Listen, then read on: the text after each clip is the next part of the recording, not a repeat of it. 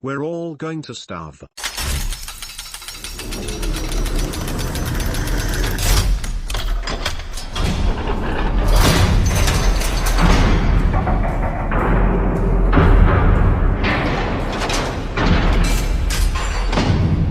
Well, maybe, but here's the deal. As you know, the world's population is rising to a level that we as a civilization cannot support. There will simply not be enough of life's basic necessities, shortage of food being the main concern. My thoughts are that anyone who is a serious player in the food industry, especially producers, stands to gain massive amounts of wealth due to future extraordinary demand. What are your thoughts on getting into the food industry any phase in preparation for the inevitable future food shortage? I'm gonna call bullshit on that. To me, food is an infinite product. Like any other farmable resource, you just have to know how to grow it. It's not like silver or gold or oil. I have personally joined a growing movement of being a backyard micro farmer. On my first or third acre piece of property, I have no doubt that I could grow enough produce to feed at least 5 families. I am still working on educating myself, but there is so much unused or underused property out there. A person simply needs to convert their grass lawn into something productive. I think as long as farmers are selling their crops to petroleum companies and other non-food industries, the price of food will go up. I think eventually, people will have to stop pushing so many babies out when they realize that Uncle Sam can no longer afford to keep feeding them. Perhaps I will be able to cash in on the food boom when it happens. How many people are actually going to take the initiative to convert their usable land in a makeshift farm? Most people are very lazy and or ignorant. This is precisely the reason a food shortage is even a possibility. Actually, this is far-sighted of someone of your experience, Sean. Scientists have frequently documented the exponential growth in the world's human population. I too have been concerned with the overall food supply, especially when we begin considering using food to provide energy for our cars' engines. There was recently an article written about this problem and I cannot find it. The article was about how the world crop production has always outpaced the population growth by about 4% until recently. The increase in crop production was due to increasing yield of farmland. This was achieved with super fertilizers that rely on potassium and other minerals. The crop yields are shrinking due to lack of potassium. They are still outpacing population growth by about 2%. The premise was that if we do not figure out a way for our world crop yields to continue to exceed the population growth, then we are one disaster away from massive food shortages. Lots of scholarly journals have been written about potassium and other minerals needed for crop production. I do agree that we will probably have to use more land to produce the same crops, but that costs more resources and will drive the cost of food up. The thing about this is that if and when we figure out there is a problem, it will be too late. It takes time for the food to grow. Soil and green unknown. Looks like the money is going to be in controlling the minerals and water sources needed for crop production. That was honestly a great response. You made some very good points. I'm going to read each of the links you've provided. This topic, although somewhat scary, seems to interest me so much for some reason. It's strange how instead of fearing a disaster, I look for a way to capitalize on it. Here's a potential problem with this lemons into lemonade thinking, although I find it philosophically admirable. Even if we assume or project a future food shortage or water shortage, or shortage of any other strategic resource, you need to take into account therefore there's an increased likelihood that those assets will be nationalized, and the more likely that is, the greater the risk premium. I'm not worried about food shortages at all. The reason being how much untapped resources this planet has. If a shortage occurs, which is totally possible, I have faith in entrepreneurs to invest in emerging markets to meet demand. I read somewhere that the US is only inhabiting 5% of its land. That means we could double our populations and we should still have 90% of our land for resources. The majority of populations live in coastal areas. The availability of resources is not a problem at all, IMO. It's the economics that should worry us, IMO. This is quite scary. I do agree that everything is limited by our current knowledge and abilities. I am not of the panic persuasion. I am merely pointing out potential problems to be solved. Yes, we only inhabit a fraction of the Earth's surface, but there is a significant part of the Earth that we cannot economically inhabit with our current systems. We are always limited by what we currently know and can only learn if we ask the questions. Good luck to all. We can always populate the solar system. The solution: bioengineered algae and plankton that can be injected into human blood streams. As long as such modified humans have access to sunlight, photosynthesis will provide all necessary nutrients and metabolic effects. We are looking for volunteers. Side effects may include dizziness, and some of our test subjects have developed a bright green hue. This is humanity's best hope for the future, so we must overcome our aversion to creating a future where Earthmen are green. Do some serious study of Monsanto. If anyone is ever going to take over the world for evil, just as the dictators in the past have attempted, it will be that company. Essentially, they are producing seeds that are patented and sterile. So that people must purchase more seed from Monsanto. Control the seeds, control the food, control the people. The more you learn about that company, the scarier it gets. Video equals YouTube, N6_DBVDVOK. VE equals N6_DBVDVOK or video. If you control the water, you control everything. Salt water is basically useless if you don't have the right tools and knowledge. You can go weeks without eating, but you can only go a few days without water. Plus, think about all the economic inputs water has. I disagree with you. Food is abundant. However, there could be wars in the future due to scarcity of water. My husband and I own 250 acres that we live on and grow or raise our own food. I raise goats, chickens, geese, and we have 3 large gardens in addition to the fruit or nut trees or tea or hops or culinary herbs we grow. I can hunt as well, and all my livestock I cull or clean myself. My husband is the cook. Hence, if I have 2 legs and 2 arms, then I'm capable of feeding myself. I guess one might call you the jack of all trades. The issue is that everything is interconnected. It's hard to fully optimize large-scale food production and distribution. Take Japan for example. They import a huge amount of their food. Why? Because they have nearly outgrown their space. So they have to ship in the food on transport that runs solely on fossil fuels. Factor peak oil into the equation, and we've got a ticking time bomb. Now take that scenario and replicate it globally, because at some stage we'll all start running out of space, right around when oil prices hit a new high, and things will get interesting. It took us around 120 years to add the 2nd billion to the world population.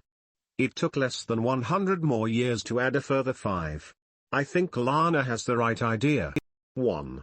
Each day in the US, the food industry produces enough food to supply every single person with almost 4,000 calories.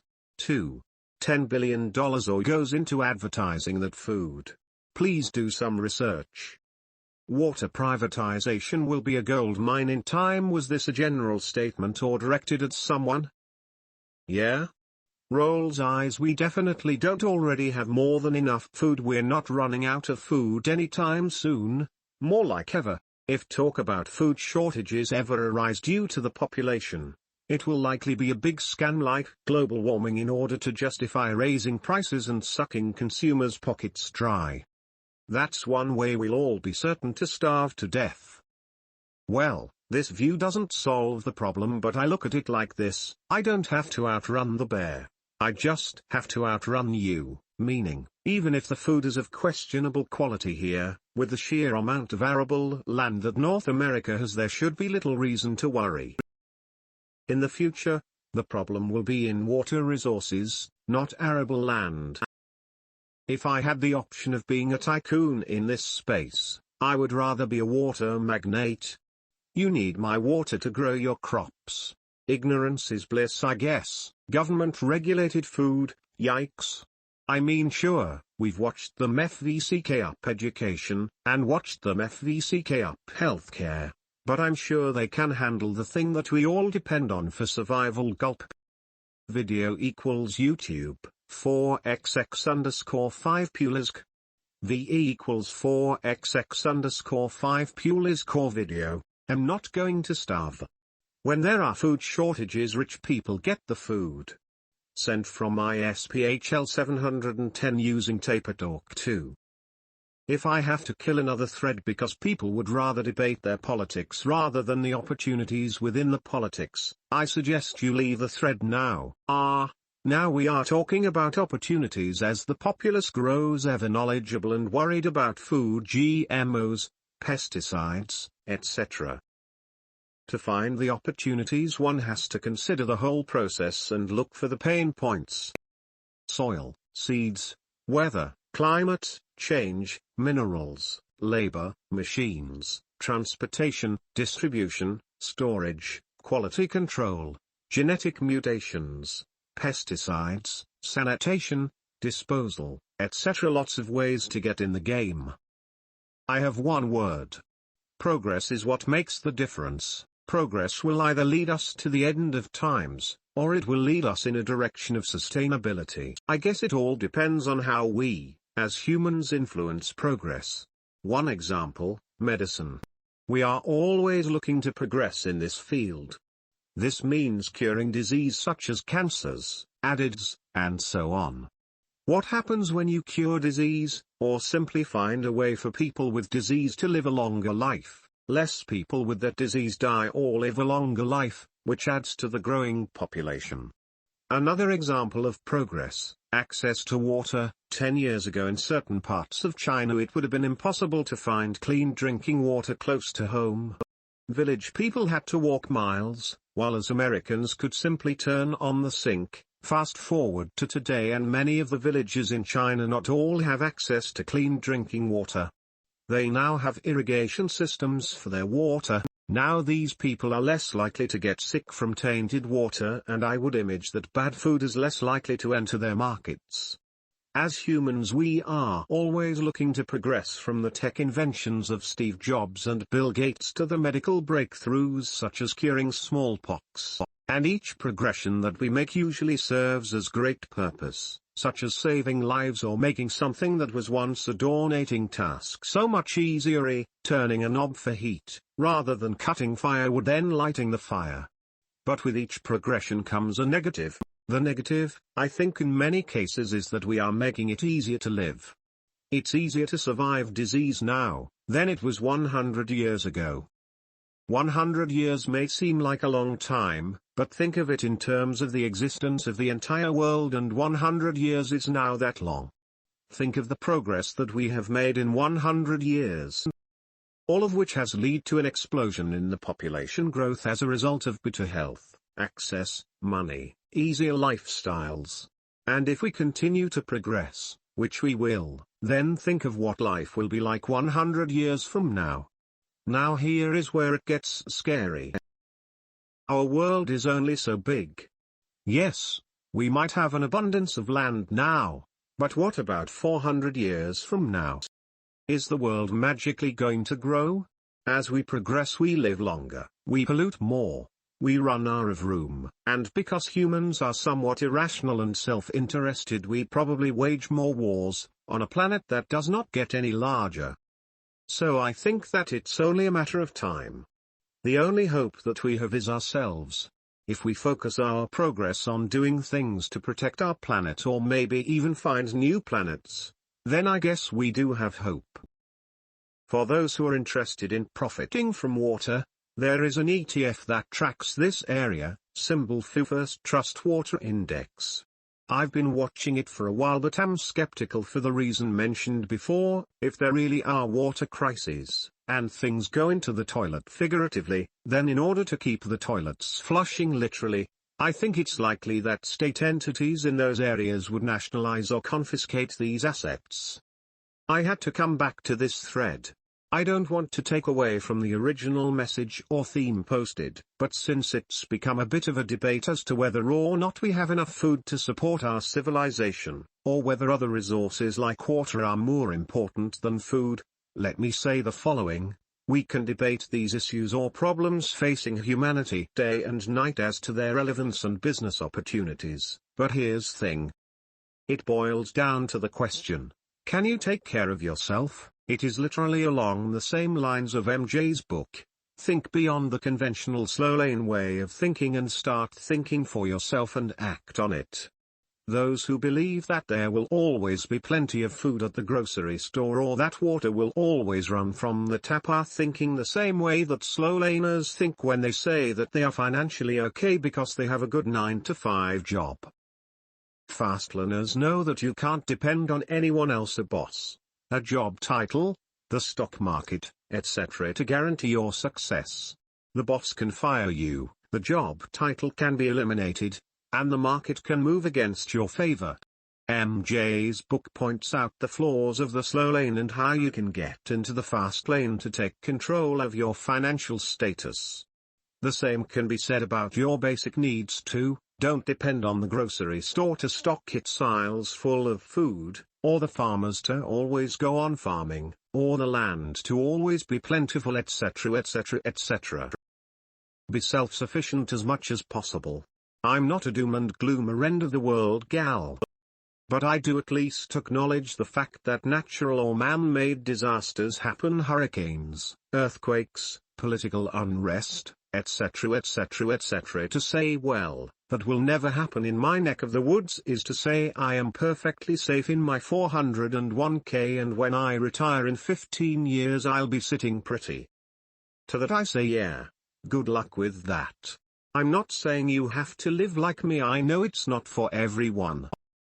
But how much food do you have in your house? Enough to last a few days? A week? A day? And I'm not talking about that 5-year-old bag of frozen peas way back in your freezer. I'm talking about good or solid meals. Do you have any idea how to acquire water and make it drinkable? Without electricity? Today we feel naked if we don't have our electric gadgets on us running at every waking moment. But batteries die out. Power sometimes goes out entirely. Things happen. Psychologists suggest for humans it will only be a matter of 72 hours before people in masses return to basic survival instincts. At the end of the day, are you able to stand on your own 2 feet and go down the fast lane, or will you be stuck in the slow lane trying to figure out if you can eat a dollar bill and get an app to pour you water? Here.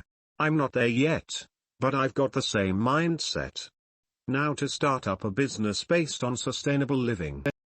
I own some land that was once used in agricultural production. It sits fallow now, though I am planting an ever-expanding orchard on it. Why does most of it sit fallow? Because the economics are not there yet to make it worth my time to get into agricultural production. The orchard is for my family's use until it produces too much, at which time I have some entrepreneurial ideas to try with it. Jim Rogers says that the day is coming when farming will become profitable again thanks to increases in population and the old average age of the American farmer. I actually don't think we will run out of food. There are too many millions of acres that sit, like mine, waiting for the right time. Cool gleamer. Add that to the research into GMOs, plus the locavore SP movement. There are opportunities to help people either grow their own food or get their own locally grown food. And looking down at my gut, I know that I could last while without food. Anyone see the Hunger Games movie? Looking at North Korea, China and the Soviet Union during their collectivization periods, and in the case of North Korea, currently, I don't think tight control will work. If it doesn't pay you more to grow 1,000 tons of grain than it does 10, few people are going to bother with the hassle. I think the last famine in Western Europe was in the 1600s or so. It is actually a pretty notable event, but I don't remember the exact details. I'll have to look it up. Here is a photo of my little backyard project that I am building. This time next year, this area will be green, lush, and full of fruits and veggies. This small space is large enough to meet the produce needs of my family of 6. I could build at least another 5 of these units on my first or third acre piece of property. I completely agree with Alana. If you are happy relying on grocery stores and farmers to meet your needs, then fine, chances are you will be hungry whenever something happens that interrupts the food supply. I have been studying gardening for almost 3 years now. It all started when I realized that me and my kids wouldn't know how to survive if all of the grocery stores suddenly stopped providing our food. Plus, I like food that tastes good in its raw form. You can't really say that the produce department has delicious raw fruits and veggies. Even the strawberries and apples from the produce department taste nasty half of the time. Should the country ever arrive at a point where we have to depend on ourselves to meet our produce needs, I will have years of experience over most other people. My knowledge as well as my produce will be available, for a price. I live in the suburbs of Vancouver and we have vast amounts of land by the sea that are in the agricultural land reserve. I always thought it was a waste as land here can go for millions of dollars and there is a shortage of affordable housing. Like all low-density suburban areas, we have huge amounts of land for lawns, boulevards and other areas that are not put to productive use. Prove to me that we're on the brink of running out of food? Exactly. I don't think anyone said that we were on the brink of running out of food, and I don't think anyone has to prove anything to you. I did say that there have been articles written that we could face a natural disaster that could cause a food shortage. It has been pointed out is that there is plenty of land available and it is not economically favorable to farm it at this time. I also pointed out there are many steps to getting food to the table and many ways to get into the biz end of the process. Also, since it takes a while for food to grow, there could be many glitches in the system that could interrupt the food delivery or availability. Again, opportunity. It's just like any other possible venture. Nothing to panic over or get confrontational about. Just information to sift through and digest. How you respond to the information is your choice. Exactly, all I did was simply voice my thoughts. I said that we weren't going to run out of food for a very long time, if not ever. Doesn't mean I'm not factoring in natural disasters, etc. In fact, if a natural disaster was the cause of a food shortage, you'd have to think that there would likely be a good portion of people killed that would almost balance that out. I mean, how much land would have to be destroyed in order to cause a food shortage? OFCK ton, that's how much lol. Factoring in the very low chances of a natural disaster that big, plus the fact that there's more food produced daily than eaten, plus the fact that there's stockpiles of food everywhere, plus the fact that we get our food from all over the world. Meaning that it would take a freak accident of simultaneous natural disasters to cause a food shortage, plus the fact that everyday scientists get closer to perfecting cloned meat. As I said, I don't think we're running out of food anytime soon, if ever. There's no reason for someone to call me ignorant because of that, especially considering the equation I just pieced together above, which makes much more sense than any reason you could think of that would be in the favor of a food shortage. Slow down there, champ, and give me a chance to respond. The ignorance is bliss comment was in reference to your global warming is a myth to charge people higher prices comment, which was completely ignorant, so no, I was not out of line. Slow down there, champ, again, at least give me a chance to respond. Will you and me first world people ever run out of food? Probably not, but let's look at your comment. Probably before you die, you will see a global water shortage as our population exceeds our freshwater resources. Water prices will skyrocket and food will follow along, as all food requires water to make.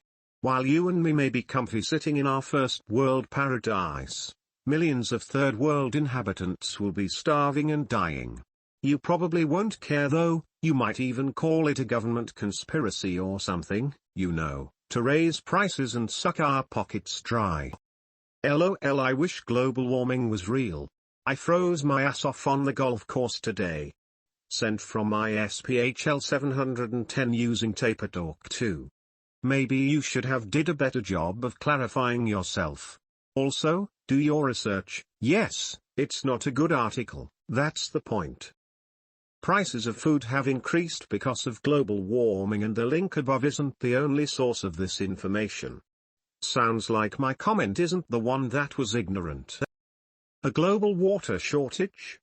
They've just found a huge source of water in Africa that they say is likely to be the biggest source of fresh water in the world. Also, once again you're factoring out the advancement of technology.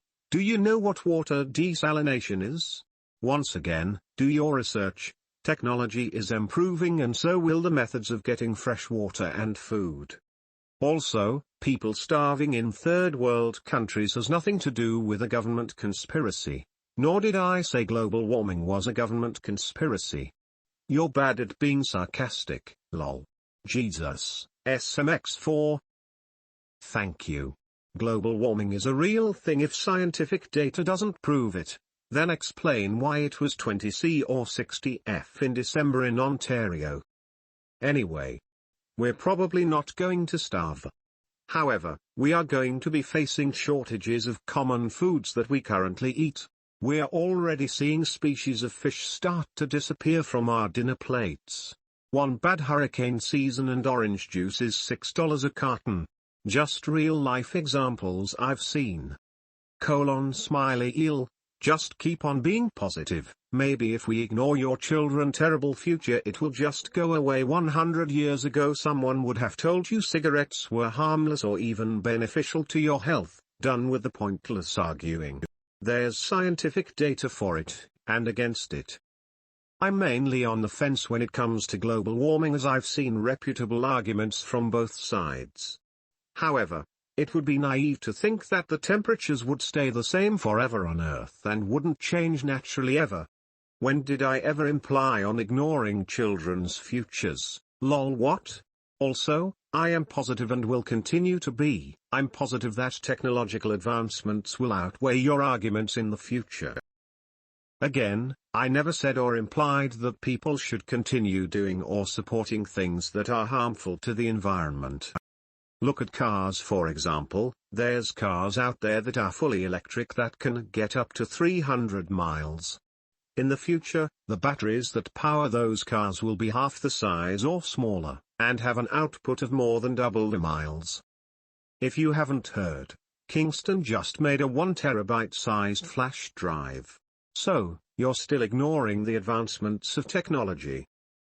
Electric cars in the future equals no more harmful gases. Of course, gas cars will still be around, but definitely won't be as popular as they are today. It's just the direction society is headed, and water desalination improvements in the future that are cheaper equals virtually unlimited supply of water. Perfection of cloned animals in the future equals virtually unlimited supply of food. This isn't a science fiction movie, it's real life. They say technology solves all our problems. Laptops or tablets are being made so cheaply now that they're being given to kids in third world countries by the slabs to help better educate them. Technology equals majority of the answers to our problems. I seriously don't know how else to explain it, or why you would continue to ignore the fact that technology is advancing constantly and will likely end up being the reason that the human race survives. But oh well, you can live in your Amish world all you want. Ha ha. Side note. Electric cars are still charged by electricity generated by burning stuff. Electric cars just move the pollution elsewhere. Electricity generation needs to be green as well to cut down on that. Green Mountain Wind Energy is doing a pretty good job of competing with other providers. They are higher, but they have a differentiation that few other providers have. This. It's like the ethanol production supporters, saying that all the Brazilians cutting down the Amazonian rainforest to grow the crops to produce a sustainable energy source is great, ignoring the fact that it takes 4 barrels of fossil fuel to create the 1 barrel of sustainable fuel. Someone screwed up on the math there. Edit, sorry, double post.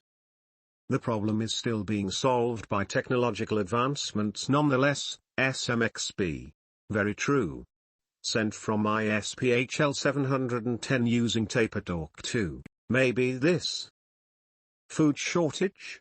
I see millions of fat, slow people to eat. Sure, I'd prefer to eat healthy, wild game. And I will try my hardest to acquire such. Ever try surviving on 3 bowls of rice and maybe 1 pound of veggies every day? Probably 2 billion people in Asia have done that before. You're assuming current consumption habits continue. The fact is, if there are no stupid subsidies except basic food guarantee, perhaps shortages leading to soaring food prices will cause people to eat less meat, and on a more veggie-based diet, there is more than enough land for food. Lots of things we take for granted are luxuries. Do we really need that much meat, sugary drinks, snacks, etc.? Well, right now we have them and I indulge in them a bit too. But if they're taken away due to a quadrupling in the price of soybeans or corn, it's not like that's totally unacceptable. There are so many efficiencies that can be implemented at little to no impact on living standards. How about everyone eating the food they order? They'd do that if food costed 30% of their budget. It might even be a good thing for food prices to soar, except for major food importing countries like Egypt, they would bear the brunt of the costs. We could probably get healthier lifestyles. All due to the great market and not due to nanny regulatory agencies telling us what's good for us.